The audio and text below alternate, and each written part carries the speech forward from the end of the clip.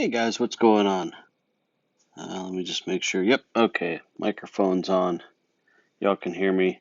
I wanted to talk about cells today for anatomy physiology. So this should just help those of you that are at home, just in case our internet goes out, because that happens often, and also just kind of as a review. So we wanted to sort of start with just some basic cell biology. If you look over on the far side right here, we've got three different kinds of cells. Now, one of these is muscle cell, one is digestive, and one is from the inside of the mouth. So just by looking at these, can you tell what's what? Well, the one that's probably the easiest to tell just by looking at it, because you've probably seen pictures kind of similar to this before, is the muscle cell. That's letter B. You can see all of the different striations and stuff that's in there. That's muscle tissue. The next one, which we will probably get to look at in class, is cheek cells. And we'll basically do a small scrape on the inside of your mouth and then stain them and take a look at them. And these are cheek cells. They're epithelial cells. They don't really have a whole lot of structure to them. They're really thin and they reproduce really fast. And then finally, the digestive system. If we're looking at cells inside of the intestine, that's this one. So the big question here is, how does this structure of any given cell relate to its function? Meaning, um, does its structure actually define its function? And we'll find out that it does. So first of all, the study of cells is actually known as cytology. And when we look at animal cells, because that's really what we're going to be studying, we're going to be studying human cells. There's three main distinctive parts to any given cell. One of them is the nucleus. That's found right in the middle. The cytoplasm is sort of the jelly filling that's found inside of the cell. And then finally, you have the cell membrane that is all the way around the outside of that sucker. Um, so when we look at the functions of any given cell, um, it's how the cells are put together that actually determines its function. And they're put together in groups that are called tissues. Um, so let's just kind of take a real quick look at a case study here. This is a little girl. This is actually a real case study. Uh, so this is Mackenzie. She's 4 years old, and when she was 4 years old, she was diagnosed with pneumonia. Now, our parents were kind of worried. It seemed that Mackenzie was always sick. She always had a runny nose and frequent ear infections. So those are her symptoms. The diagnosis of pneumonia also revealed something else. Mackenzie had a condition known as situs inversus. Any idea what that is? We'll come back to that. Most of the time, when we're looking at how human bodies are set up, you have the lungs that are in a normal position. You have the heart that's in a position where the left atrium is on the left side of the person's body in relation to themselves. So your left atrium is on your left side. It's not as me looking at you, it's you. The stomach is on the left side, and the liver is on the right side. And that's just kind of how things normally wind up. Now, when we look at Mackenzie, we found that things were sort of flip-flopped all around. The left atrium was on the wrong side of her body. The right atrium was on the wrong side of the body. Her liver was on her left side. Shouldn't be there. And the stomach was on the right side. It should be on the other side. So that's kind of a problem. Now, um, when we talk about how cells know what to become, they're sort of told what kind of cell they are based on the other cells around them. And this is called differentiation. So what happens is you have a cell that goes through mitosis. And when it goes through mitosis, It comes out on the other end of cell division, and it's known as a stem cell. A stem cell is an undifferentiated cell. It hasn't been told what to become yet. Now, those other cells around it, let's say that this mitosis happened inside the liver. So you have one liver cell goes through mitosis, and at the other end of that, you've got two stem cells. They both have to be told what they're going to be.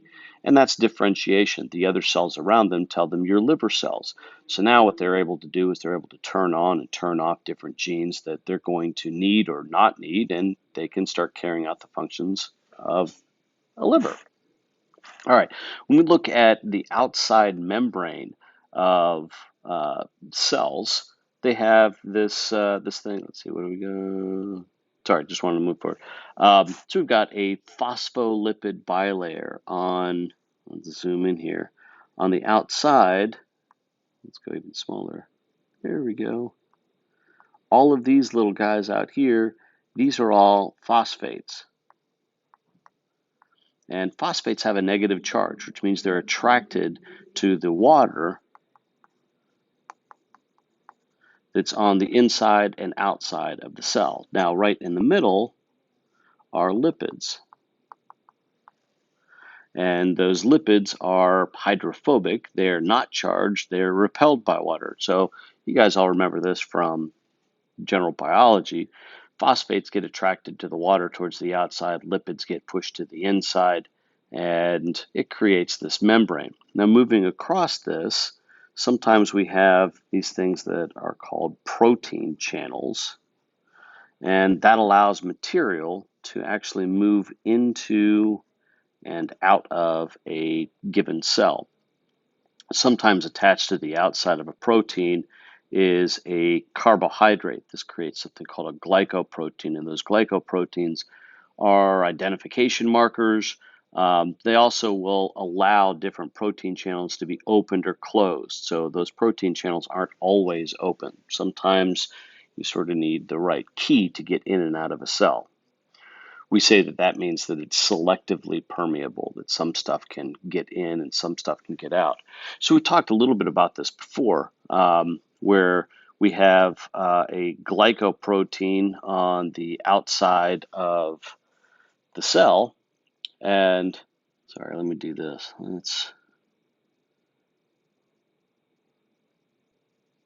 There we go. Oh, I'm not going to get all sorts of messages coming in.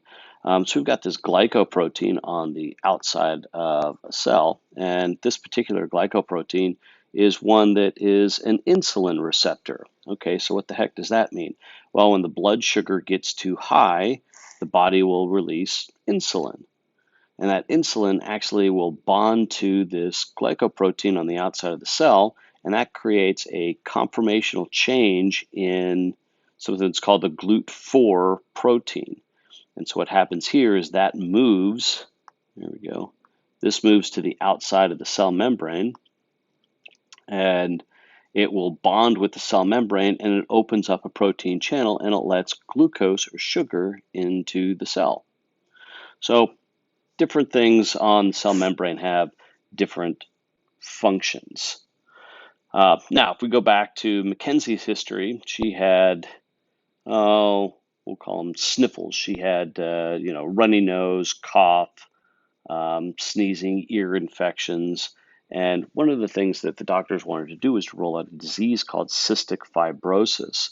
So on the inside of a normal lung cell, we have a protein channel that typically will allow chloride ions to move outside of the cell. So chloride starts building up on the inside of the cell. These specific protein channels allow that chloride to move out. Now, someone with cystic fibrosis, their DNA is written incorrectly. There's a mistake. So if the DNA is written incorrectly, that means that the protein itself is going to have the wrong shape and therefore the wrong function. And so what happens is the chloride ions can't get out. They're sort of stuck inside. And you wind up with this sort of salty mucus on the outside of, oops, come on, eraser, there we go. on the outside of the cells. So what they did is they did a sweat test. They want to find out if there's chloride in her sweat, and there was. So she does not have cystic fibrosis. Now, the cytoplasm, you may also see this known as cytosol. I almost never use that term, but I have seen that used quite a bit in many textbooks. Cytoplasm, cytosol basically means the same thing. It's the jelly filling on the inside of the cell. Um, and then inside of that cytoplasm are these organelles, or little organs inside of the cell that actually have specific functions. Um, so we're going to go through all of those organs. One is the endoplasmic reticulum, and the ER is a series of membranes that sort of move outside of the nucleus. Some of them are actually covered in little tiny bumps. Some of them are not. And so the ER is mostly a transport system, but it's a transport system where part of the transport system is where proteins are made. And then the rest of it they can transfer to other places. So we have smooth ER that's far away from the nucleus that doesn't have any ribosomes on it. And then we actually have rough ER that's covered in ribosomes. Ribosomes, if you remember, build proteins. So that's where all protein synthesis takes place. Another organelle is the Golgi apparatus. Golgi is responsible for packaging stuff. It's basically a series of membranes. It's almost like those wands that you get with bubbles. And if you push something through that, as it moves through, it picks up all of these membranes and it comes out the other side as these little things called vesicles. And it's just a system for packaging up just about everything. Now, the mitochondria, what everybody remembers about the mitochondria from biology is that we called it the powerhouse of the cell, which is kind of a stupid phrase, but that's okay. What it really does is it takes chemical energy from food and it converts it to usable energy in the form of adenosine triphosphate, or ATP. And we say that it does that through a process of oxidative phosphorylation, which means that it needs oxygen in order to do that. So powerhouse of the cell is just sort of a silly phrase that's not very descriptive, so we don't tend to use it all that much in things like anatomy. Whatever. Now, there are a whole bunch of problems that can actually come up with the mitochondria not functioning properly. So if you have a mitochondria that has any kind of um, mutation in its cellular DNA and its chromosomal, or I'm sorry, in its bacterial chromosomal DNA, then that mitochondria doesn't function. And depending on where it's located, could have all sorts of different problems for the individual. So that's a really big deal, and we're actually going to come back and talk about that later. Um, Lysosomes are basically just vacuoles that have digestive enzymes in them. And those are used to break down any kind of food and large materials that come in. But they're also known as suicide sacs. And the reason for that is that sometimes if a cell needs to be killed for whatever reason, parts of your immune system will actually bond onto it and destroy the cell. And they do that by causing the cells to lyse. The lysosomes burst and they digest. There are a lot of lysosomal disorders. This is actually one of them. It's called Tay-Sachs disease. And what happens here is that the nerve cells start to become destroyed. So this is an autoimmune disorder where the immune system starts telling the nerve cells that they're sick and they need to break down and die. And unfortunately, as you start destroying nerve cells, the mental faculties of the child also start going with that. Um, Usually the child with Tay-Sachs disease doesn't survive past 4 or 5 years old, which is, that's tragic. Now, do you think that Mackenzie has problems with her lysosomes?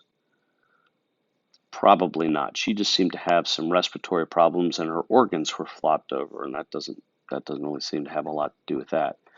Um, Here's another organelle, the centriole or centrosome. They're both actually known as the same thing. And these are these fibrous proteins that are really only found to be used during mitosis. I'm sure that you remember the term spindle. So during mitosis, a spindle forms and it creates sort of a pathway for chromosomes to follow. Cytoskeleton. These are different proteins that are expressed on the outside of a cell, and they help things like cilia and flagella move. So this is a way for the cell to move around. What you actually see on the left-hand side right here are a bunch of cilia, and what you see right here is a sperm cell. Now, doctors wanted to actually test Mackenzie for a disorder called primary ciliary dyskinesia, in which case they were actually looking at the structures of her cilia inside her trachea and lungs. And this is what a normal cilia looks like. This is what Mackenzie's looked like. Now, I'm sure that you can actually see there are some distinct differences between these. Ignore the fuzziness of the picture, that's just, but there are some structural differences between them. Mackenzie's cilia were not functioning properly. And so how could that actually influence pneumonia? Well, if you have a hard time getting rid of stuff in your lungs, that cilia actually helps move everything out. So Mackenzie can actually live with this. This is what she was diagnosed with. But she's always going to have a hard cough. She's going to have a difficult time dealing with lung and ear infections. And what about the situs inversus? Well, here's the thing. As the organs are actually developing, as the fetus is developing, what moves cells in their appropriate place are actually cilia associated with other cells. And so it's that ciliary motion that is responsible for organ placement. And without those functioning cilia, it just sort of becomes a haphazard movement. Nothing really knows exactly where it's going to go, and that's what wound up happening. She had a ciliary disorder. All right, we're getting close to being done here. The nucleus is the so-called brain of the cell. The nucleus basically has a couple things. It contains genetic information in the form of DNA, and it also has a structure called the nucleolus. The nucleolus actually makes ribosomes. It does have these tiny little pores in the outside. These are called nuclear pores, in the nuclear membrane, and it's where RNA can exit the cell. So DNA always stays inside of the nucleus. I'm sorry, the nucleus. DNA always stays inside the nucleus, but those pores allow RNA to exit the nucleus. And basically be able to identify all the different structures in an animal cell. You're going to see those again.